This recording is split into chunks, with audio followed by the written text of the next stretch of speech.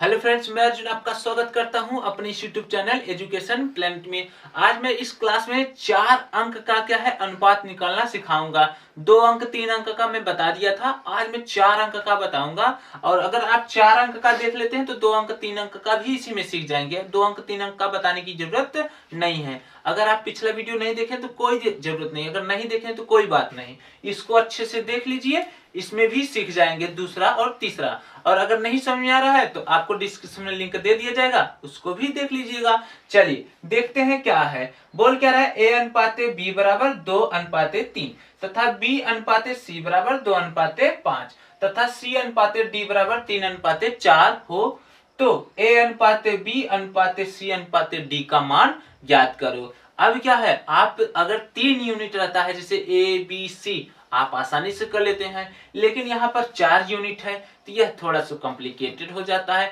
लेकिन मैं इसको ऐसा बताऊंगा ना, 4 क्या 5 अंक भी पूछ देना आप वैसे ही कर दो, चुटकियों का खेल है, ठीक ना।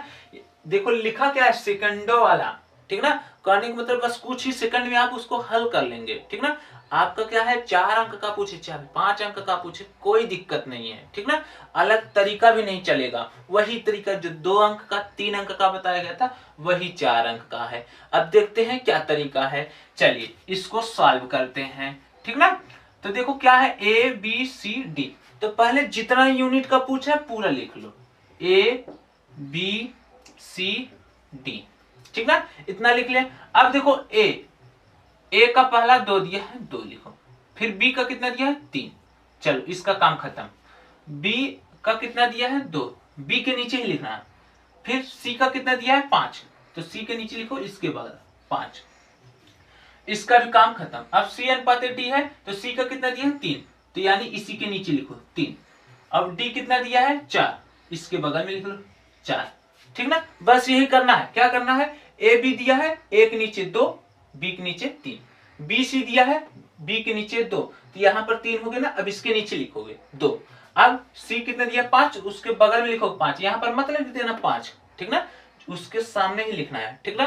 फिर उसके बाद सी कितना दिया है, 3, तो 5 के नीचे 3 लिखोगे। डी कितना दिया है, 4, इसके बगल में लिखोगे। अब इतना हो गया ना। अब जहां जहां खाली स्थान है तो उसके बगल वाला संख्या लिखोगे। तो यहाँ पर देखो, यहाँ पर एक संख्या इसके नीचे तो और आएगा तो इसको भर दो 2।